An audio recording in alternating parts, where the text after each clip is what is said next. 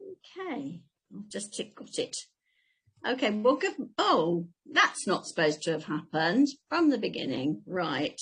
Okay. Good morning, everybody. My name's Sue Waterman, and I'm a caseworker at Information Support and Advice, hence Hampshire SENDIASS.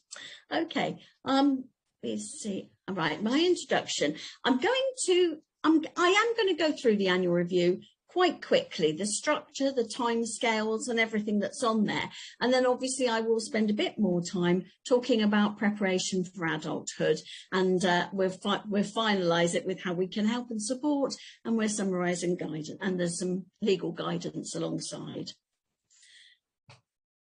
So the EHC plan should actively monitor children and young people's progress towards their outcomes and longer term objectives.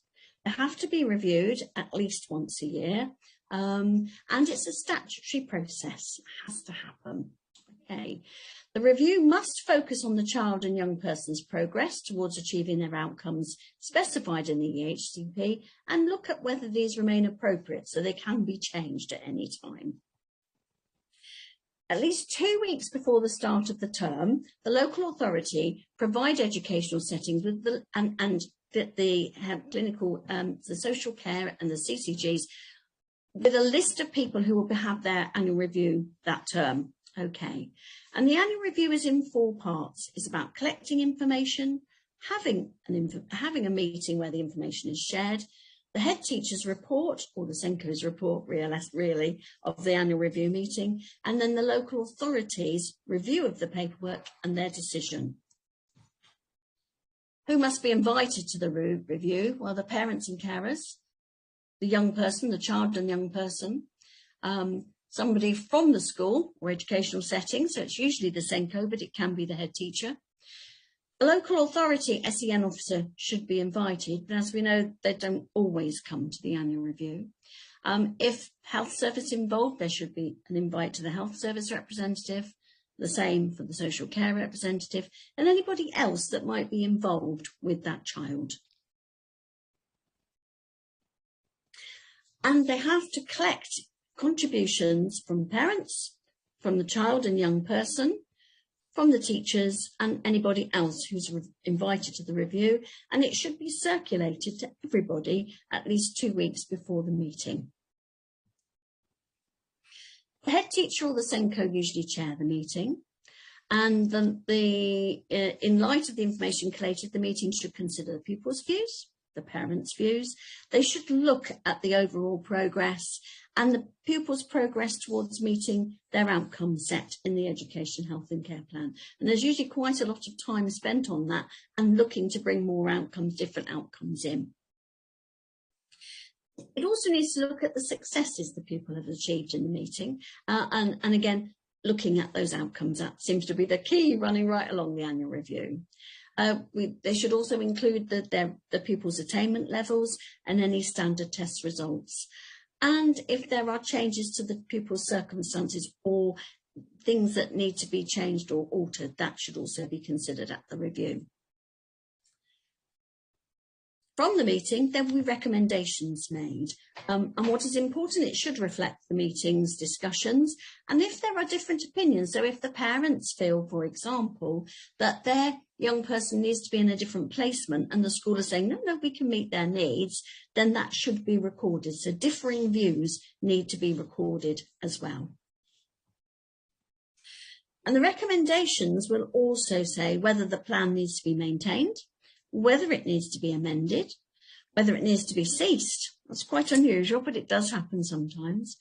Whether they need to carry out a new statutory assessment, and whether there needs to be a move from a school perhaps to a specialist provision, whether there needs to be a move to meet that child's needs. So the educational setting has to provide the report within 2 weeks of the meeting. They have to send it to the LA, within 2 weeks of the meeting.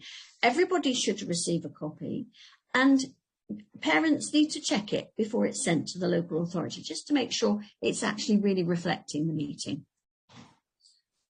So the review will The local authority will review the plan in the light of the report and will decide whether to maintain it, amend it, cease to maintain it, or start a new assessment. And they will send you a letter. They will send parents a letter, and it's a decision letter. And I've got in red, it's a legal letter. It's very important. They've got to tell you what their decision is from the review, whether the plan's going to be maintained, whether they are going to reassess. So, for example, if a parent might have asked, I want a new placement for my child, and the local authority say, no, that's absolutely fine, the parent would have the right of appeal, and the right of appeal will be in that letter. May I pop a quick question in there? Yes, of course. Somebody has asked, why might a new full statutory assessment need to be carried out? Is it to enable the whole of the EHCP to be updated? Yes. It's quite unusual, but if things have changed hugely, then there's not been an educational psychology report for a few years and things like that, that they may decide that actually we need to do this whole thing again. Okay. Thank you. Okay. I've put down the dates of the transfers because we're going to be looking at transition. So anybody who's starting school or going from infants to juniors or juniors to secondary or primary to secondary, 15th of February is the date that the local authority should have made the decision, and you should know exactly where your child's going to school. They've been late the last few years, and certainly we were still talking to parents in August who had no idea where their child was going to go to school in secondary, and that is a very difficult situation. We had to work very hard with that. But remember that date, the 15th of February, is when they should decide which school your child's going to go to. Going from school to post-16 or from college to another college is the 31st of March. That is possibly a little bit more movable because sometimes young people will have applied to 2 or 3 colleges, and it all depends on their results. But so that there's a bit more flexibility. But the aim is the 31st of March to know where your young person's going to go to college. Right, so I'm going to go on to the more meaty stuff now, about preparing for adulthood. So transition planning starts in year 9. And it's about, how can I say this? It should be effective planning for that young person moving from children's services to adult services and health services. It should be looking at the whole picture. The idea that it starts at year 9 is because young people need to be thinking about their future from this point. So year 9, it's sort of quite a lot of focus on what they might do in the future, whether they're thinking of going to college or whether they're thinking of getting an apprenticeship or supported internship or something. And I'll explain about those a little bit later on.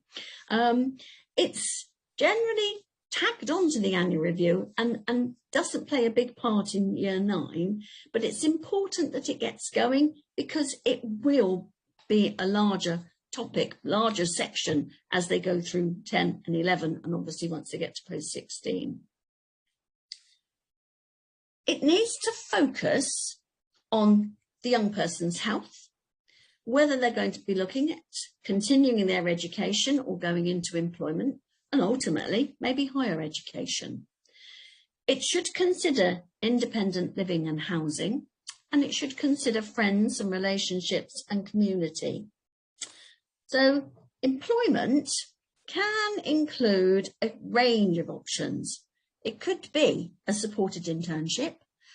A supported internship is for young people who have got education, health and care plans. I made some notes earlier. Right. So they will have a work placement. They usually have a job coach that works alongside them, certainly initially to get them into working. They don't get paid, and the placement should be for at least 6 months. It can go on for up to a year, but quite often young people might have 2 placements. Okay. They tend to be run by colleges, and so alongside their supported internship, they may well do English and maths alongside it. Okay. A traineeship is a similar thing.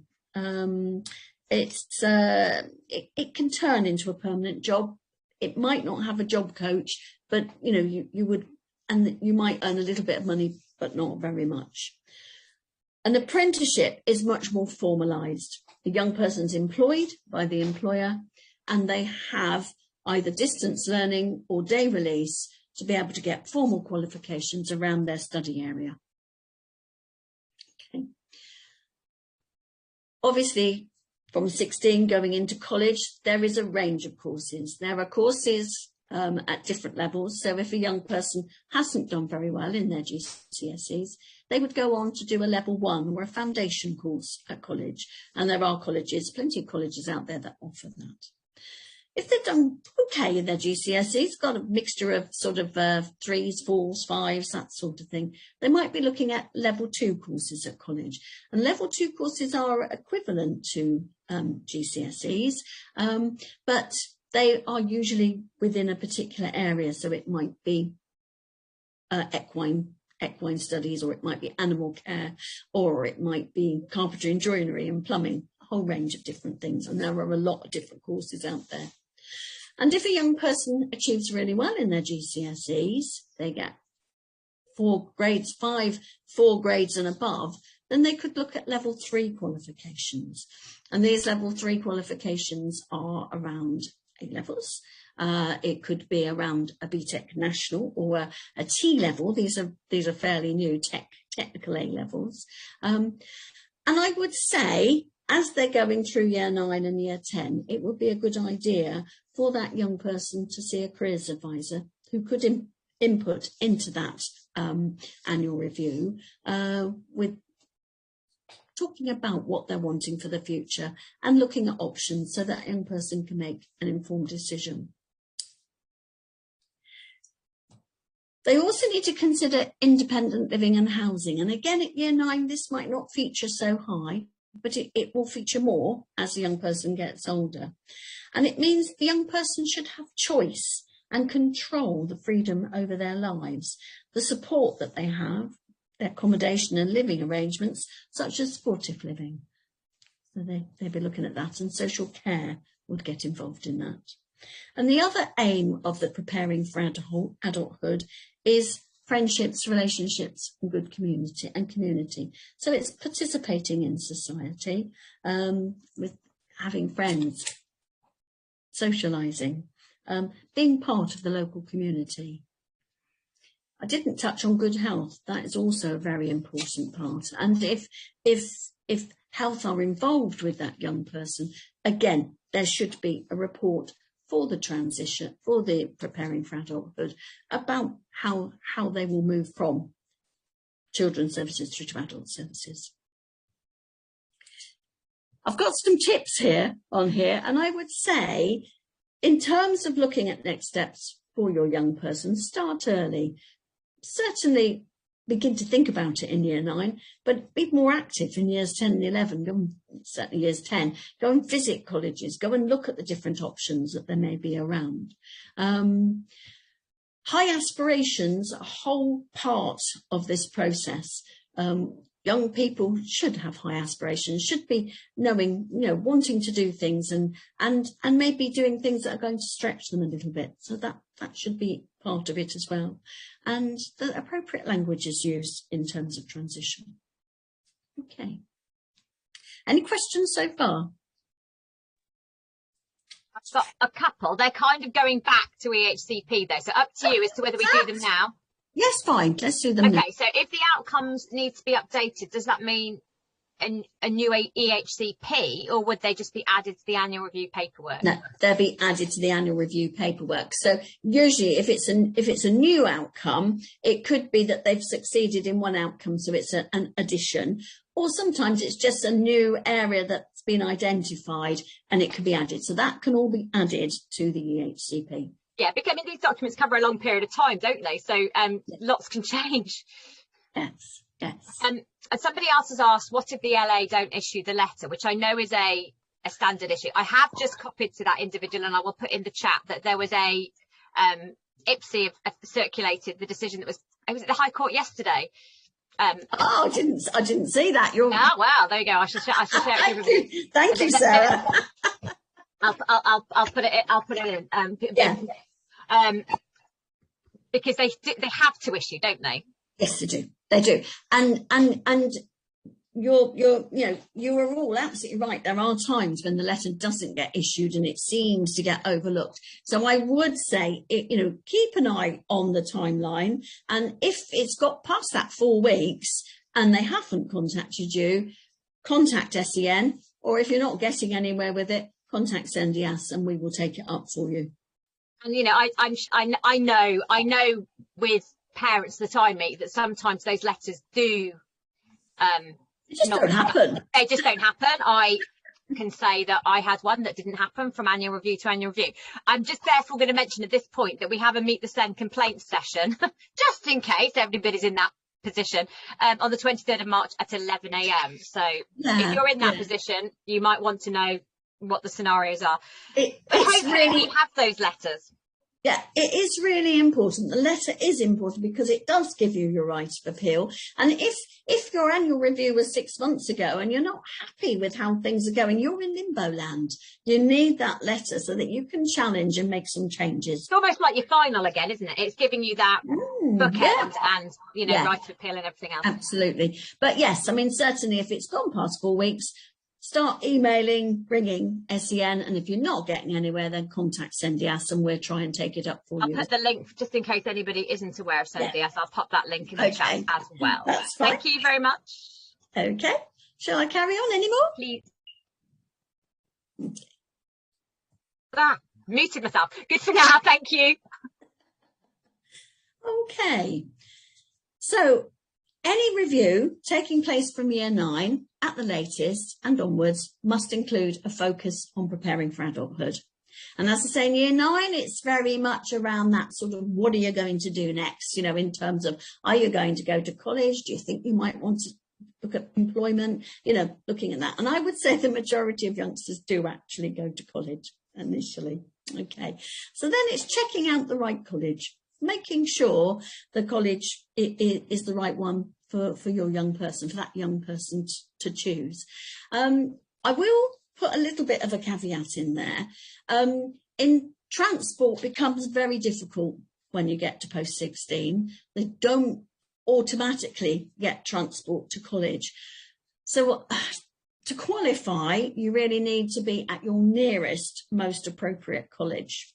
Okay, which is fine if you like your nearest most appropriate college, but if you perhaps, for example, let me give you an example.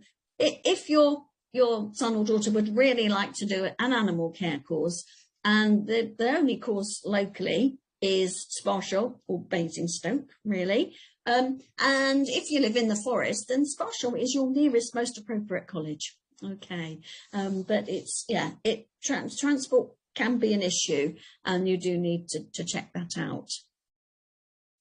There needs to be, as part of this whole transition to adulthood, effective planning for young people to move from children's to adult care and also to health services. So there needs to be discussions, or if social care are involved, then they need to be involved, and maybe an adult assessment needs to be completed when they're 17, 18. Okay. It becomes vitally important from year 9 onwards that the young person's views are really, really important, and they need to be recorded. And they can be recorded in lots of ways. I mean, they can either school can help the young person to do them. SENDIASS can help the young person. The young person can write, draw, record, whichever way is easier for them. But their views are important and can affect how the review goes. And we've got on here, focus on considering options and choices for the next phase of education. And that is really important. So as I say, in year 10, perhaps go and visit some colleges, go and check what sort of options they have, what sort of courses they have. Are they, I mean, if they've got a good feel about them. It's sometimes a very unscientific thing. You can walk into a place and think, wow, it's amazing. And other times you can walk in and think, no, this isn't going to work. So, go and see them and talk to them. I'll also say, as the reviews go on from year 9, year 10, year 11, if you've identified a college, then the school should be negotiating with that college and they should attend the annual review. The SENCO from the college should attend the annual review for that transition section, and that should all be discussed. There's quite a lot in the Code of Practice about how schools can help to prepare young people for post-16. It is possible in some schools, at secondary schools, they will pay for a young person to go to college early. That might be 1 day a week. Any time from year 10 onwards, they can perhaps do a 1 day a week carpentry course or a 1 day a week catering course at a local college, and that would be paid for by the school. In year 10, they can arrange taster days and visits to different colleges. And then, as I said, they need to develop a transition plan, within the education, health and care plan that can be shared with the college. And then you need to know how they're going to support that young person, how they're going to meet the plan, and whether they can actually meet needs. Schools should share the plan with colleges, whichever college you're looking at. And as I say, things need to be in place, ready for when that young person starts college. Okay. For those of you that, I don't know how many people know SENDIASS, but we are here to support young people and parents in a range of different ways. So in terms of the annual review, we're happy to explain the process and possible outcomes. We're happy to help you prepare parents' contribution to the annual review and also the young person's contribution to the annual review. And indeed prepare for the review meeting so that you know what should be happening and looking at the outcomes and things like that. We're happy to go through the annual review report afterwards, and we're not happy. We do help with the appeal process afterwards. It's very sad when it gets to that phase. Okay. Anybody got any questions so far? Yep, I've got a few more come in. Right, let's have a look. Obviously, they're going back a little bit. What have you completed? Absolutely fine. I'm happy to go back. What if you've completed the preparation for adulthood paperwork at the annual review, but the local authority will only include the outcomes in the EHCP appendices, but not in section B and F? Oh, good point. They should include it in B and F. They are the new outcomes that people should be working towards. And do you think that's because the setting thinks that they aren't working towards those outcomes, therefore the future, and therefore they're putting them somewhere else because they say, well, these aren't our responsibility? Is that, do you think, what's happening there? Quite possibly. And I think if a young person goes to college, you need to make sure those outcomes are in B and F. I think if they're not, if the local authority hasn't put them in B and F, that needs to be checked and questioned. All right. I mean, that would be, a call to SENDIASS and... Yes. Saying that you're not happy that, they're there, but they're not in the sections that they need to be in. We talked about, in terms of transport, and I have shared the information that we're having a transport session coming up soon. Does the most appropriate nearest college include things like class sizes, or is it purely down to courses? I would say it's the distance from home and the courses rather than the class sizes. And I guess if your young person needed to be in a very small class size and your local college, it's 20, 25, something like that, then that would be what you would class as an exception, one of your reasons why you need to go to that different college. Okay. Super, thank you. If a young person is struggling with school in year 10 emotionally, are there other options after GCSEs other than standard qualifications aimed at things like life skills and self-esteem? Yeah, there's at colleges there certainly are. So there's foundation courses and taster courses, and there's a whole range of different courses at college that you could consider, not just more GCSE. There are also Hampshire Futures, which is the organisation within Hampshire that provides careers guidance, but so much more. Okay, they have a programme called the STEPS programme, which is a very gentle programme helping young people step from school into that next phase. They have a programme where young people can take GCSEs and can take, because you'll find colleges only really offer English and maths and maybe an occasional science.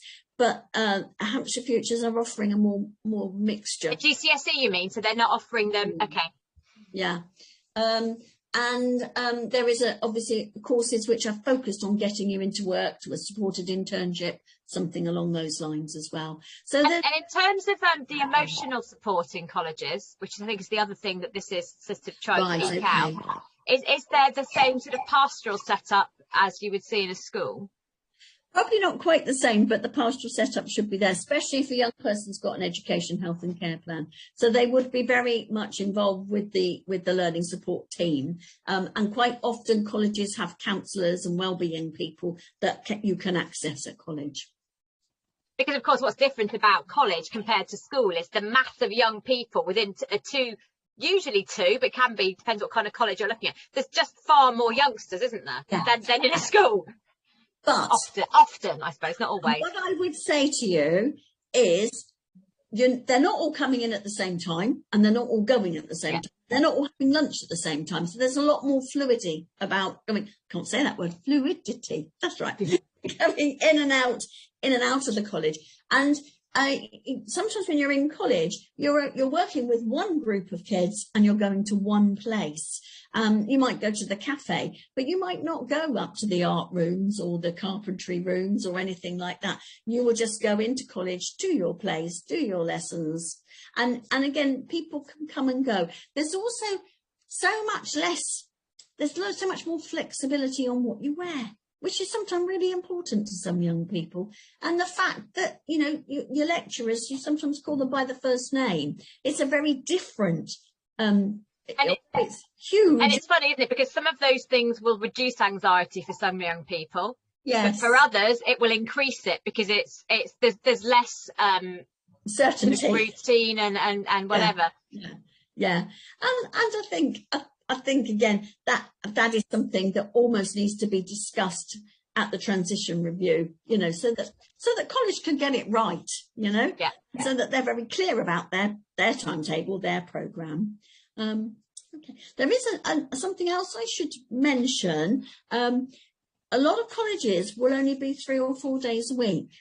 And if a young person has an education, health and care plan, there should be packages to access 5 days. And it might not be in the same provider. It can be in different providers. But that, again, needs to be discussed at the transition reviews. And I know from experience of people of going through that currently that it's far from straightforward. Yes, I think you're probably right. So much within SEN is so there is an advantage in picking a course that is 5 days, I guess, but your course might not fit that.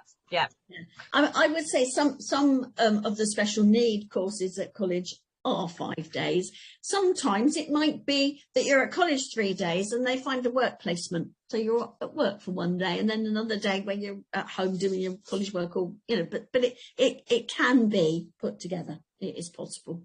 I've just popped a link for Hampshire Futures in the chat as well, if anybody's interested. Okay, super.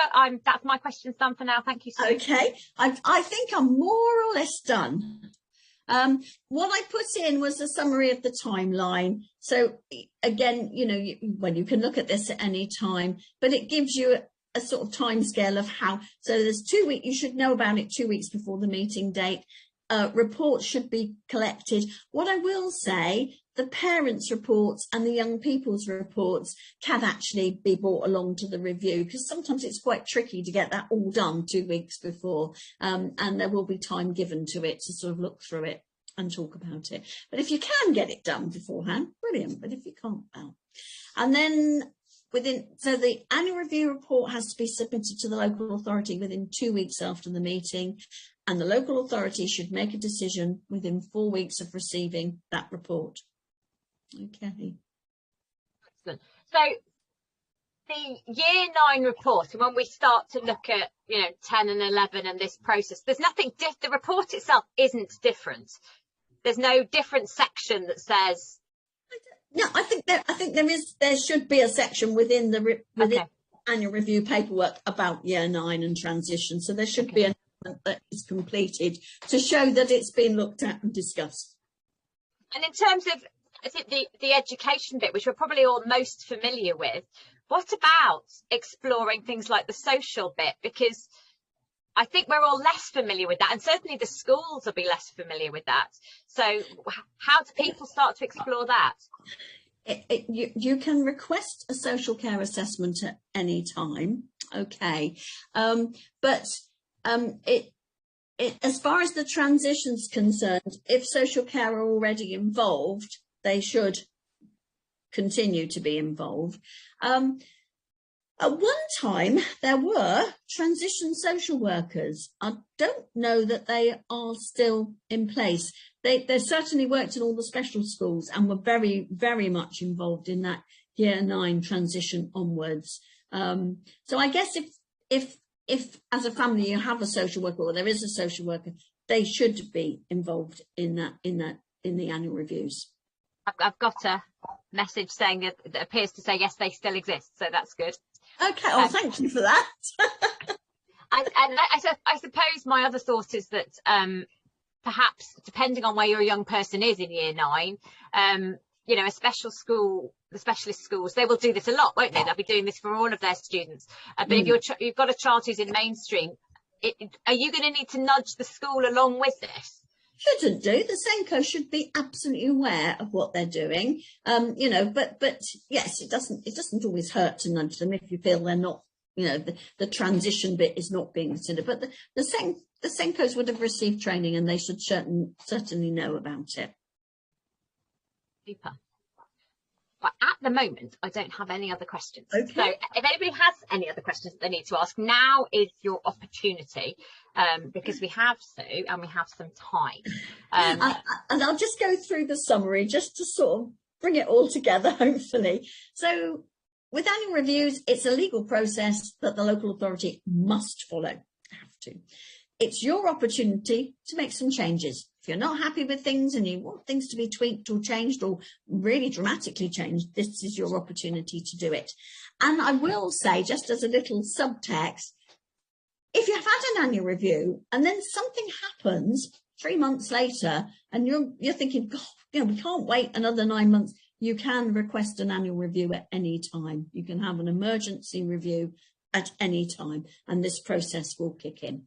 Okay, so ideally it happens once a year, but if it has to happen at a different time, it can do. Okay. The other thing to remember is the annual review is an evidence-based process. So people are bringing reports, bringing evidence that will back up any changes that might need to happen. And if you disagree with whatever decision's been made, you have the right of appeal. And we've just said if you aren't unsure, if you want to seek advice, you can come to us, or there's other organisations such as HPCN, who Sarah mentioned earlier on, or organisations that are disability specific, so the Dyslexia Association and things like that. So, we're happy to help at any time if you're not sure. I think I've finished. Going to pop Ipsy in the chat. Okay, a couple more questions for you. Can a young person stay at sixth form longer if they've completed their qualification but haven't met their prep for adulthood outcomes? This is a really interesting one, isn't it? Because EHCPs go to 25. Yes. They might not stay in the same college for longer. It might be decided that they need to go to a different placement to do a different type of thing, or they might be that they're going to start a supported internship, or get go to do an apprenticeship. So the plan will continue while that young person is learning. The plan and the transition plans will continue. In terms of young people at college, they've got 3 years at college, but if you need to stay longer, and there are times when a young person does, the Education, Health and Care Plan allows you to do that. So if you haven't got a plan and you want to stay on, perhaps you've started a course and it's not been right, you want to stay on for 4 years, you may have to pay for that 4th year. But because you've got a plan, if it's been agreed that this is the most appropriate thing for that young person, then you would be able to continue to stay at college. I'm certainly aware of young people locally who've sort of done one course and then done maybe, I don't know whether it's a slightly different level course, but they've certainly stayed on longer than you would stay on did you not have an EHCP. Yeah. So I've had somebody ask, because I raised that an EHCP is valid until 25. I should clarify that they can be valid until 25. You can have one. Doesn't mean you will have one. No, it doesn't. An EHCP is valid until they're 25. How about if the child or young person is out of school? The answer is you have one if they're in education. Yeah, but if a child has special education needs and they're not attending, it's much harder to get an EHCP if a child is not attending school, because maybe they're being home educated or there is a tutor that comes in. It is an evidence-based process. So if you apply for an education, health and care plan, you will need to provide evidence as to why that young person needs that additional support and how that additional support will work. I've certainly come across parents who have home educated their children and have an education, health and care plan. And again, the same thing applies. The local authority will say, we need to review this plan. They don't always. Sometimes I say to the parent, you need to review this plan. And so you contact the local authority. But yes, the same thing applies. The plan will be reviewed. The SEN department will definitely attend that annual review because there is not necessarily any formal education input. I don't know if that's answered your question, but it's also, isn't it? Because EHCPs came in 20, when? Just trying to work out. Well, the code of practice came in January 2015, so it was about... Okay, so let's say they started coming through in 2015. So we actually potentially haven't had that many youngsters who've actually gone through this entire process with an EHCP anyway. So that's the other thing to bear in mind. This is still it is still being tested. The waters for this are still being tested. I will say, I think because suddenly EHCP went on to 25, before that, statements as they were, could finish at 16. That was it. So kids would go off to college and they would have something called an S140, which sort of followed them along to make sure that they had the support. And suddenly the SEN department had to deal with all these colleges and had to deal with annual reviews at 16 plus. So it's been a long time to get sorted, but it is getting sorted. I'm going to come back to that in a moment. My child is in a special school and the annual review is carried out by the form tutor. I'm a bit worried that they won't know about any of the things that Sue has mentioned. I can understand that. Because so many annual reviews are done within a special school, everybody is well trained. But you're right. I think you can ask for the SENCO to attend an annual review. I'm quite surprised if it's just the form tutor and the SENCO's not involved. They should be, really. And also any paperwork that the form tutor does needs to be sent to you before it's sent to the local authority, so you can check that it's actually covered everything you wanted it to cover. I'll tell you what I'm going to do. I might just stop the recording because I think we've probably